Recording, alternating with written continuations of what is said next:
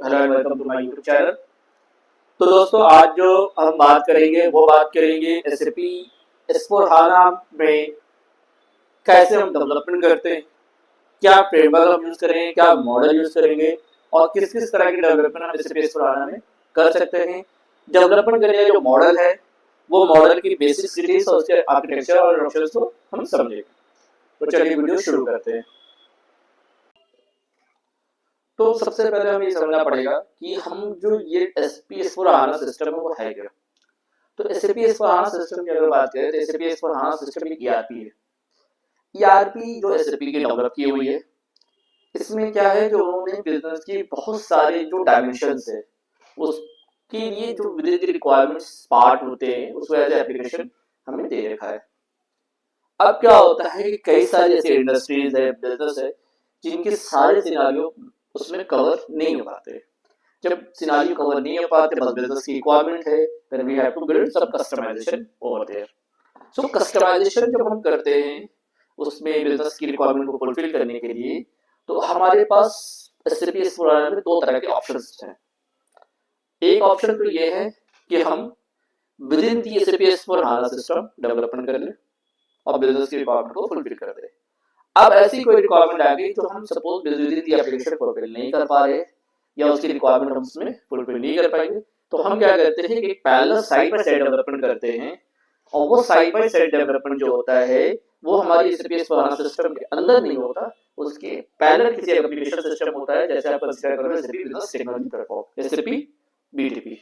इसमें हम side by side application build करते हैं जो कम्युनिकेट करता है एसएपी एस/4HANA से। वो करता है आपको वाया एपीआई और other source of communication of data. दूसरा जो डेवलपमेंट है वो डेवलपमेंट है एसएपी एस/4HANA सिस्टम। इसमें भी हम दो तरह के डेवलपमेंट की बात करेंगे। एक तो हो गया कि जो हमें एसएपी ने यूआई ऐप दे रखा है, जैसे कस्टम फील्ड के दे रखा है, कस्टम बिजनेस लॉजिक का, कस्टम बिजनेस ऑब्जेक्ट बिल्ड करने का। हम तो उसमें हम कस्टम फील्ड वगैरह और बॉडी के थ्रू सपोज सेल्स ऑर्डर पे कुछ वैलिडेशंस, कस्टम वैलिडेशन लगाने हैं जो स्टैंडर्ड एसएपी की वैलिडेशन के अलावा, तो वो सारी चीजें कर सकते हैं। नेक्स्ट जो डेवलपमेंट है जिस पे हम एक्चुअली लर्निंग करेंगे वो है डेवलपर एक्सेसिबिलिटी की। इसमें क्या कहते हैं कि कुछ हम जो एप्लीकेशन डेवलप करते हैं वो विद इन एसएपी एस/4HANA इन्वायरमेंट करते हैं और वो एप्लीकेशन भी हमारा with in SAP environment he run करता है। इस तरह के एप्लीकेशन को डेवलप करने के लिए हम जो प्रोग्रामिंग लैंग्वेज यूज करते हैं वो एमएप को प्लॉट करता है, और जो प्रोग्रामिंग मॉडल यूज कर रहे हैं वो हमारा है रेस्टफुल एप्लीकेशन प्रोग्रामिंग मॉडल, जिसको हम रैप कहते हैं। तो पहले तो ये बेसिक डिटेल्स हमें समझना पड़ेगा। इसी प्रोग्रामिंग मॉडल का यूज करके हम साइड बाय साइड एप्लीकेशन भी डेवलप कर सकते हैं। ये साइड बाय साइड एप्लीकेशन जो डेवलप करेंगे वहां पे जो हमारा इन्वॉल्वमेंट होगा वो इंस्टेड ऑफ एसएपी एस/4HANA वो हमारा इन्वॉल्वमेंट होगा आपका एसएपी बीटीपी में। तो दोनों को और डिटेल में हम समझेंगे, बट हमारा जो लर्निंग कर्व है वो ये समझने का है इस पूरे लेक्चर में कि रैप मॉडल है क्या, क्या उसके आर्किटेक्चर्स है और कैसे वो काम करता है। ठीक है, तो अब हम रैप की अंडरस्टैंडिंग की तरफ आगे मूव करते हैं। अब हम समझेंगे कि अबैप रैप के बारे में। तो अबैप तो आपकी समझ में आ गई कि प्रोग्रामिंग लैंग्वेज है जो एसएपी की डेवलप है, वो एसएपी डेवलपमेंट।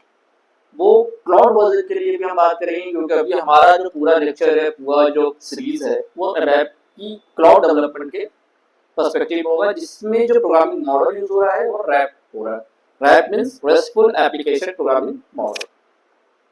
इसको अब समझने के लिए भी समझेंगे कि ये जो मॉडल है, ये एसएपी ने दिया है, ये कैसे वर्क करता है, क्या क्या इसके की फैक्टर्स है। आप ऐसे समझो कि जो भी आप एसएपी रिकमेंड करता है कि जो भी आप क्लाउड डेवलपमेंट करो, ऑन प्रेमिसेस के लिए भी आ गया है वर्जन, मुझे वर्जन आपका जो है के लिए जो आपका है वो 909 एडिशन के से अवेलेबल है डेवलपमेंट के लिए रैप डेवलपमेंट पे। ये जो डेवलपमेंट है ये आप बीटीपी रैप इन्वायरमेंट भी कर सकते हैं और एसएपी एस/4HANA के पब्लिक क्लाउड और प्राइवेट क्लाउड इन्वायरमेंट भी कर सकते हैं और ऑन प्रेमिसेस में भी कर सकते हैं। ये जो बिल्डेड है, ये बिल्डेड है आपका सीडलेस के बेस पे, ये इसमें इंक्लूड क्या क्या टेक्नोलॉजी, क्या क्या टर्म्स है, वो है आपका सीडीएस। दूसरा जो सीडीएस मतलब समझ लो कोर डेटा सर्विस, इसको हम डिटेल में समझेंगे, जो टर्म्स को आप वर्ड को समझना, फिर डिटेल्स में हर एक टर्म्स को समझेंगे। दूसरा है ये एक modern extended web programming language का वर्जन है, ठीक है, जो कि हम यूज करते हैं इंप्लीमेंट करने के लिए बिजनेस लॉजिक को। ये एक कस्टम बिजनेस ऑब्जेक्ट आपको बिल्ड करने की कैपेबिलिटी देता है, जो आप यूज कर सकते हैं ट्रांजैक्शंस एप्लीकेशन बनाने के लिए, जो बिल्डिंग ट्रांजैक्शनल एप्लीकेशंस, और स्टेट, और इसमें जो टेक्नोलॉजीज स्टेटलेस टेक्नोलॉजीज यूज हो रही है, आप कर सकते हैं। आप इससे OData API services, SQL based services, इस तरह के सर्विसेज भी बिल्ड कर सकते हैं। अब बात करते हैं कि आपको कौन कौन सी की प्लेयर है जो वेब प्रोग्रामिंग मॉडल में यूज होते हैं। वो जो की प्लेयर है, पहला तो है, आपको अगर बात करूं तो सिंपल सी बात है, वो आपका है web development tool, web dev tool in Eclipse,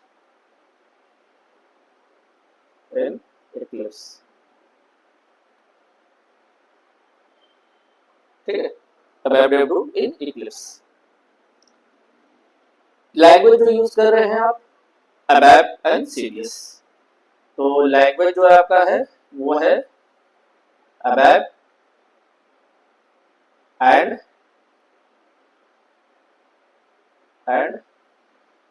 CDS, और ये सारी चीज मिला के एक पावरफुल फ्रेमवर्क बनाती है आपको एसएपी एस/4HANA के लिए कस्टमाइज सॉल्यूशन या एप्लीकेशन डेवलप करने के लिए।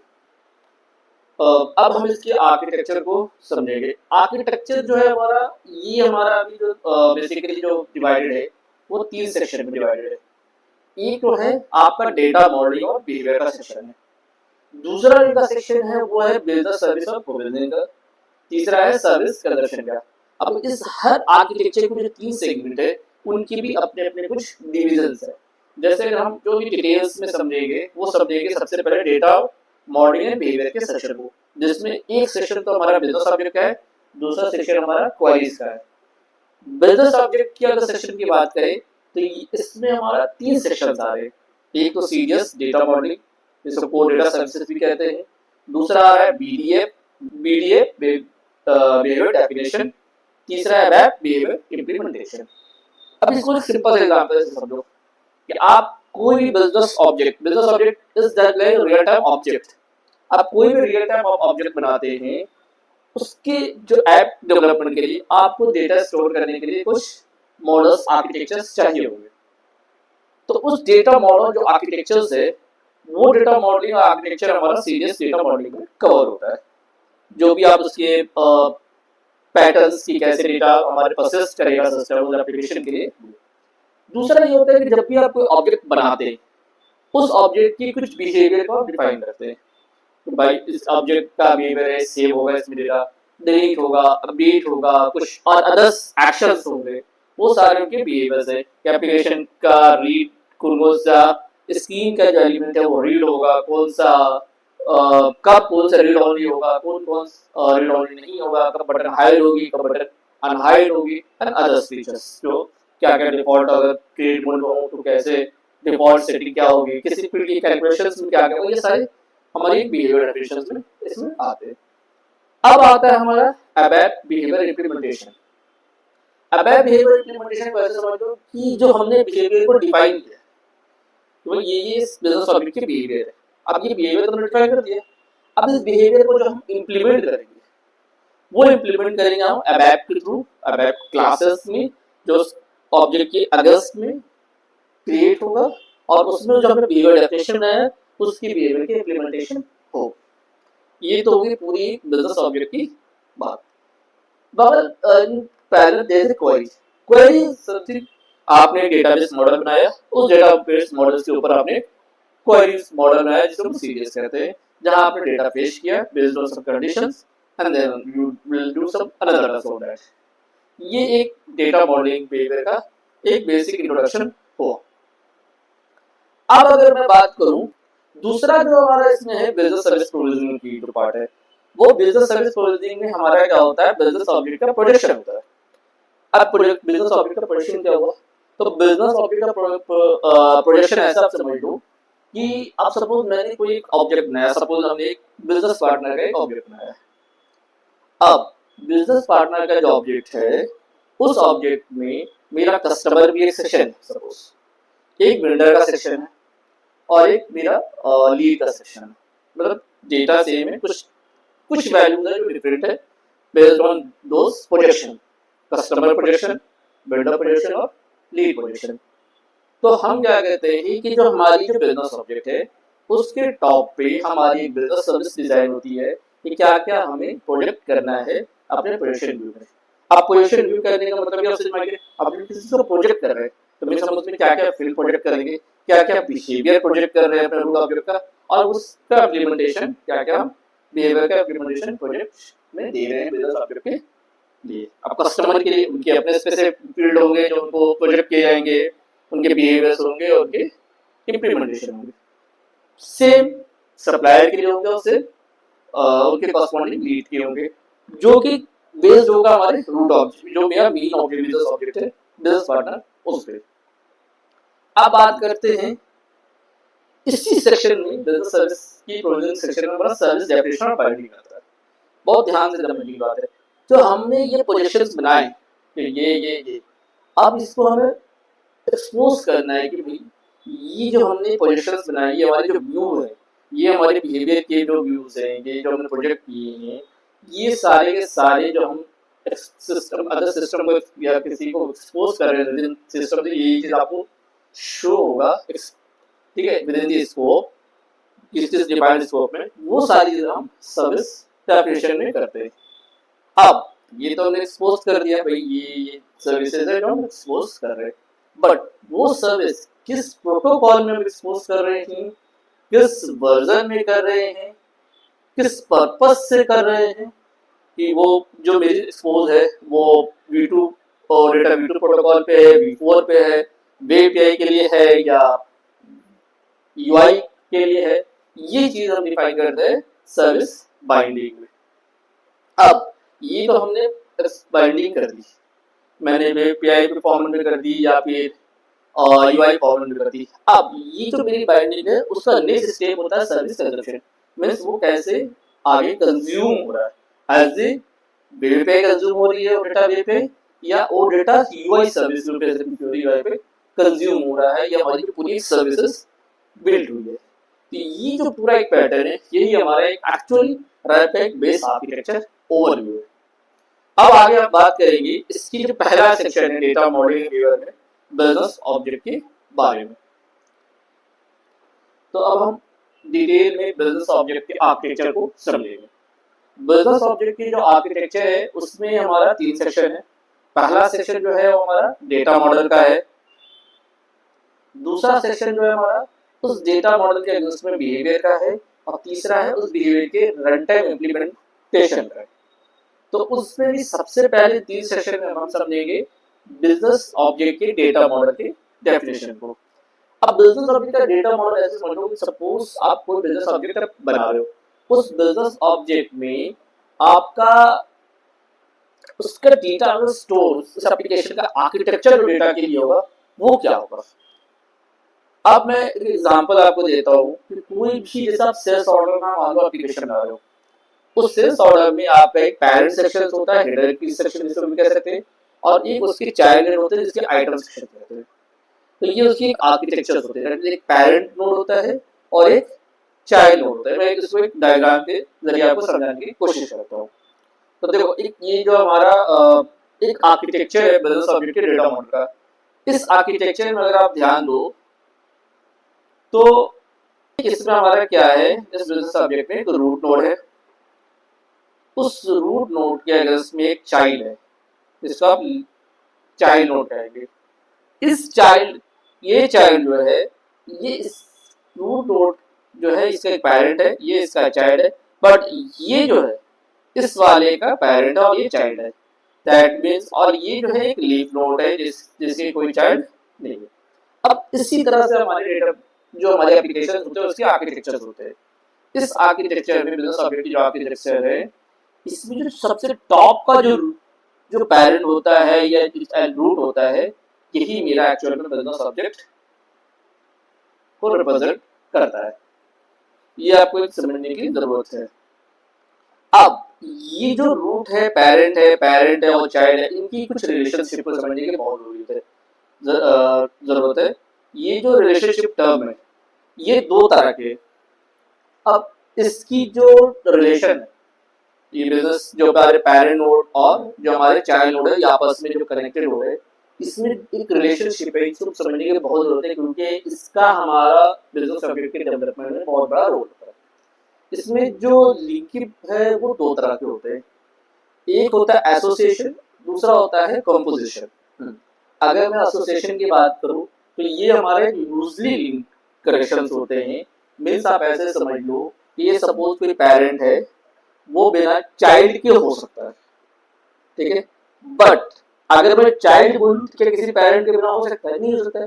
तो जो ये पेरेंट है वो चाइल्ड से तो लूजली कपल्ड है, बट ये चाइल्ड जो है वो टाइटली कपल्ड है पेरेंट से। मीन्स चाइल्ड जो है वो कंपोजिशन रिलेशन बना रहा है पेरेंट से, बट पेरेंट जो है एसोसिएशन रिलेशन बना रहा है चाइल्ड से।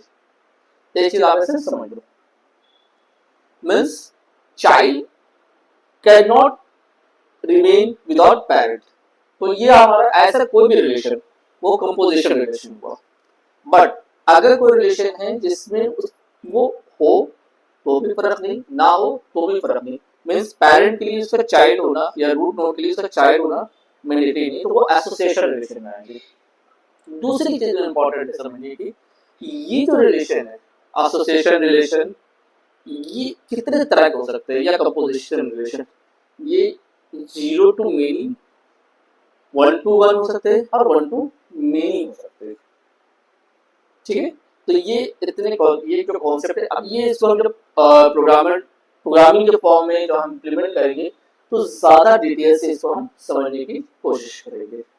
ये एक हमारा था कि डेटा मॉडल का, इसमें स्ट्रक्चर्स क्या है, क्या क्या कंपोनेंट है और किस तरह के मॉडल स्ट्रक्चर में जस्ट एग्जांपल लेकर आपको समझाया है। तो अब हम बात करेंगे डेटा मॉडल के बाद डेटा मॉडल के अगेंस्ट में बिहेवियर डेफिनेशन के बारे में, और देन बिहेवियर डेफिनेशन के बिहेवियर इंप्लीमेंटेशन के बारे में। तो सबसे पहले जब हमने जो बात किया है, वो जो बात किया है वो आपको सीरियस मॉडल की बात किया। मीन्स जो हमारा जो ऑब्जेक्ट है उसका डेटा का, उसके डेटा स्टोर का आर्किटेक्चर का क्या है, उसकी रिलेशनशिप कैसे है, उनकी बात की, जिसमें एसोसिएशन और कंपोजिशन की बात की। अब ये जो हमारा डेटा मॉडल है वो जो बिजनेस ऑब्जेक्ट का बना है, उस बिजनेस ऑब्जेक्ट का एक बिहेवियर डिफाइन होगा। अब जो बिहेवियर डिफाइन होता है वो हम किस फॉर्म में करते हैं? तो हम बिहेवियर डेफिनेशन डिफाइन करने के लिए बिहेवियर डेफिनेशन लैंग्वेज का यूज करते हैं, जिसको शॉर्ट में हम बीडीएल भी कहते हैं। बीडीएल का जो डेफिनेशन है वो इम्प्लीमेंट कहाँ होता है? अबैप क्लास में, जिसको बिहेवियर इम्प्लीमेंटेशन क्लास भी कहते हैं। अब समझने की कोशिश करेंगे कि हम बिहेवियर डेफिनेशन में क्या क्या डिफाइन करते हैं। तो बिहेवियर डेफिनेशन जो हमारा बीओ का बिजनेस ऑब्जेक्ट का डिफाइन करते हैं, उसमें सबसे पहले तो हमारा दो सेक्शन आता है, एक ऑपरेशन सेक्शन आता है और एक बिहेवियर कैरेक्टरिस्टिक्स का सेक्शन आता है। ऑपरेशन सेक्शन में अगर हम बात करें तो हमारे क्या क्या आ सकते हैं? जैसे मेरा क्या ऑपरेशन होता है, किसी क्रिएट करना, अपडेट, जो प्रोडक्ट ऑपरेशन होते हैं, डिलीट करना, अपडेट करना, या एडिशनल हमारे एक्शंस आते हैं, या हम क्या क्या इस बीओ में एक्शन परफॉर्म करेंगे। उसके बाद एक और सेक्शन है कि हमारी कौन कौन सी प्रॉपर्टीज इसमें कैसे वर्क करेगी, कौन सी प्रॉपर्टी रीड होगी, कौन सी राइट, दोनों होगी, अपडेट भी कर सकते हैं आप, एडिटेबल्स भी होगी, हाइड होगी, अनहाइड होगी। ये सारी चीजें हम जो प्रॉपर्टीज के फीचर्स होते हैं इस बीओ बिहेवियर में हमारी ऑपरेशन के साथ साथ हमारी बिहेवियर कैरेक्टरिस्टिक्स होती है कि हमारी इस बिजनेस ऑब्जेक्ट की क्या क्या कैरेक्टरिस्टिक्स है, क्या क्या फीचर्स है। तो उसमें हमारा ईटे कंट्रोल होता है, ड्राफ्ट होता है, फीचर कंट्रोल होता है, ऑथराइजेशन कंट्रोल्स होते हैं और लॉग्स होते हैं। और इस सबको कंबाइंड फॉर्म में हम जो डिफाइन करते हैं वो बिहेवियर डेफिनेशन लैंग्वेज में डिफाइन करते हैं बीओ लेवल पे।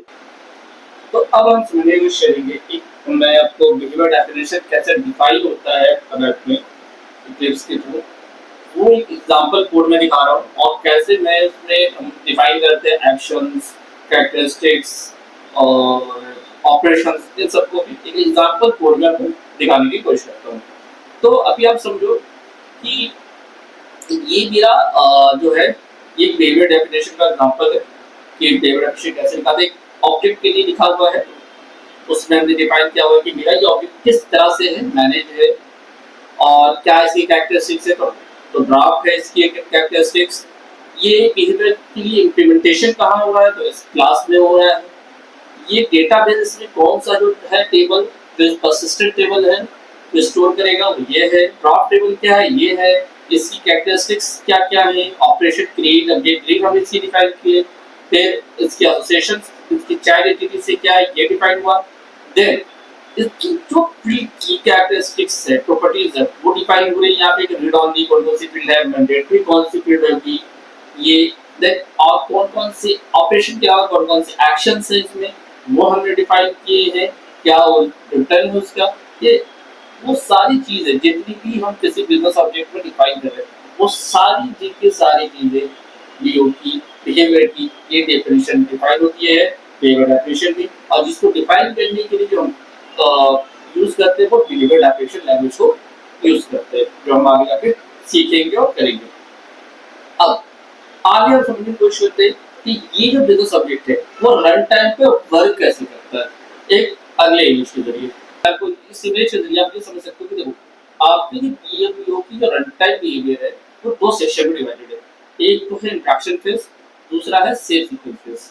अब इंटरेक्शन फेज क्या होता है? इंटरेक्शन फेज आप ये समझ लो कि आप जो भी चीज यूआई से टाइप कर रहे हो, कुछ डेटा को एक्वेशन कर रहे हो, कुछ आप वैल्यू पे कंट्रोल्स कर रहे हो, जहां ट्रांजिशन लेवल पे डेटा से आप ट्रैक कर रहे हो।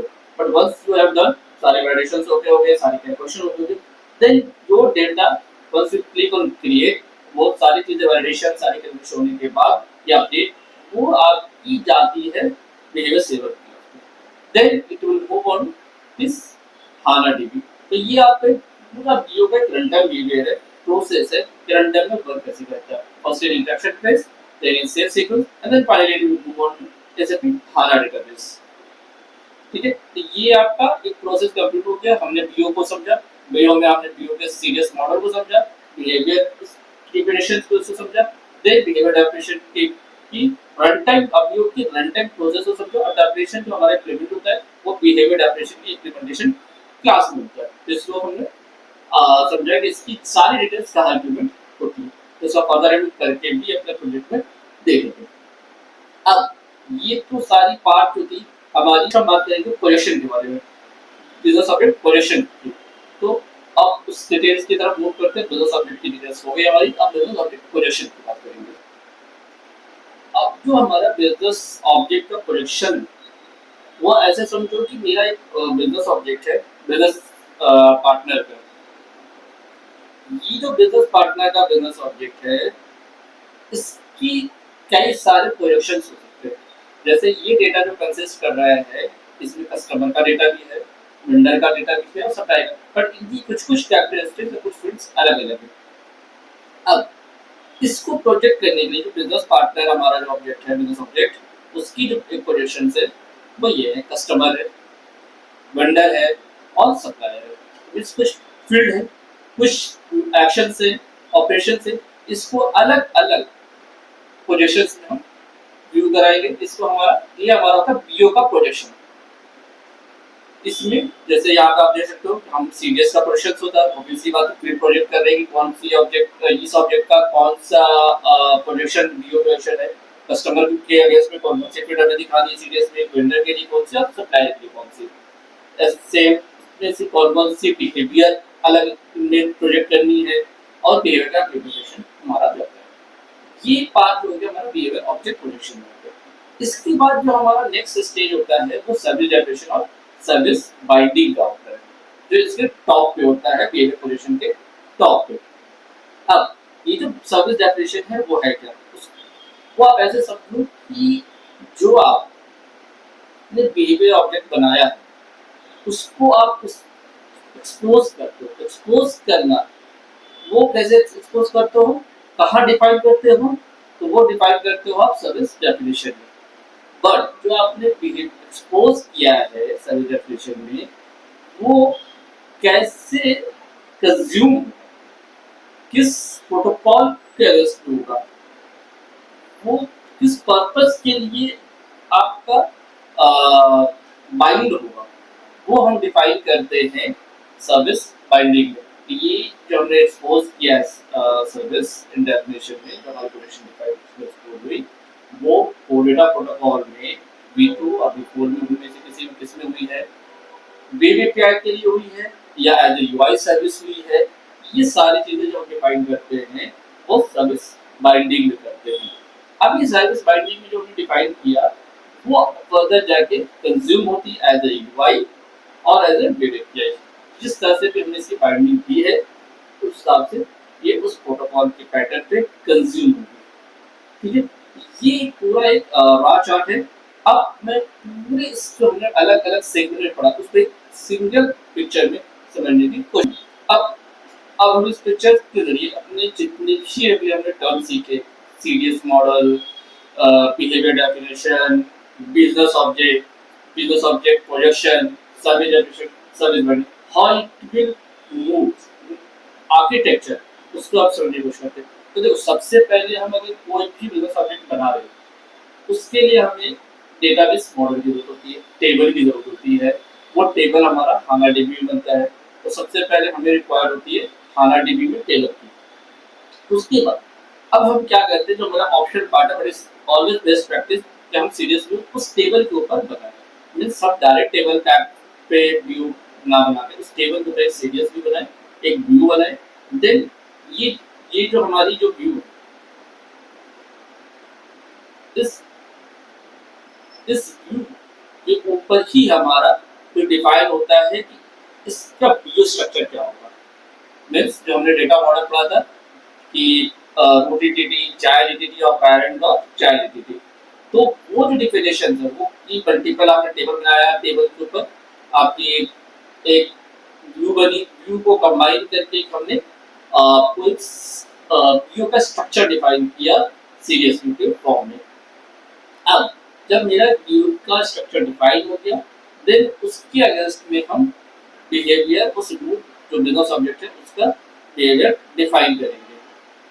जब हमारा बिहेवियर डिफाइन हो गया इस व्यू का बिहेवियर ये सारी होगी, देन बिहेवियर रूल क्लास के थ्रू हम उस बिहेवियर का एप्लीकेशन बिजनेस लॉजिक कोड लिखेंगे, बिहेवियर को इंप्लीमेंट करेंगे। यहाँ तक तो हमने एक बिजनेस ऑब्जेक्ट क्रिएट किया, उसका बिहेवियर डिफाइन किया और बिहेवियर को इंप्लीमेंट किया। अब जो हमने बिजनेस ऑब्जेक्ट बनाया उस बिजनेस ऑब्जेक्ट को कितनी कैसे प्रोजेक्ट करेंगे, वो प्रोजेक्शन वो हम फर्दर आगे करते हैं। अब हमने जो व्यू बनाया ये सीरियस व्यू जो हमारा रूट ऑब्जेक्ट बना है उस रूट ऑब्जेक्ट का भी हमने प्रोजेक्शन क्रिएट किया।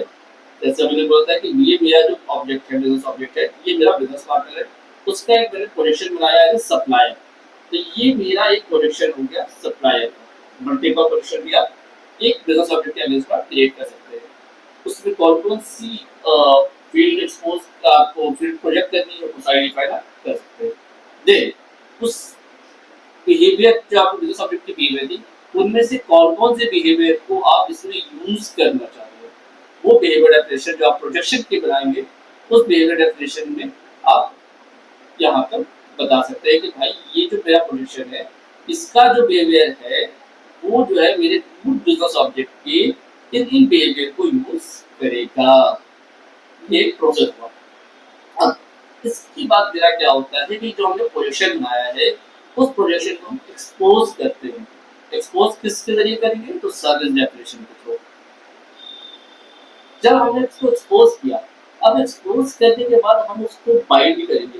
बाइंड कैसे करेंगे, बाइंड करने का मतलब किस प्रोटोकॉल के तहत इसको हम एक्सपोज कर रहे हैं और किस पर्पस के लिए कर रहे हैं। तो हम भाई इसको एक्सपोज कर रहे हैं डेटा V2 और V4 के फॉर्म में, और ये मेरा एक्सपोज हो रहा है वो एज ए वेब एपीआई और यूआई सर्विस के फॉर्म में। ये जो डिटेल हम शो कर रहे हैं वो हमारी सर्विस बाइंडिंग में हो रही है। तो ये पूरा एक बिजनेस इनका रैप मॉडल आर्किटेक्चर है जिसमें हम रैप की एप्लीकेशन डेवलप करते हैं। तो ये पूरी की पूरी आपको एक डिटेल थी जिसमें हमने आज पूरे इस लेक्चर में समझने की कोशिश किया कि रैप मॉडल होता क्या है, रैप मॉडल वर्क कैसे करता है, रैप मॉडल के कंपोनेंट कौन कौन से हैं और रैप मॉडल का फ्लो कैसा है, कैसे फ्लो टॉप टू बॉटम कर रहा है। अब हर एक कंपोनेंट को हम डेवलप भी करेंगे आगे फर्दर क्लासेस में और उसको और डिटेल में हर कंपोनेंट को इंप्लीमेंट करके समझेंगे। तो आज के लिए इतना ही, मिलते हैं नेक्स्ट वीडियो में। Thank you so much. Please subscribe my YouTube channel and आपको मेरा वीडियो अच्छा लगा है तो आप लाइक कर सकते हैं। अगर आपका कोई सजेशन है तो आप कमेंट में लिख सकते हैं या आपकी कोई क्वेरीज है तो वो भी आप कमेंट में लिख सकते हैं। मैं कोशिश करूंगा कि उस क्वेरीज पे भी आपको वीडियो बनाकर दूं। Thank you so much for watching. Have a nice day.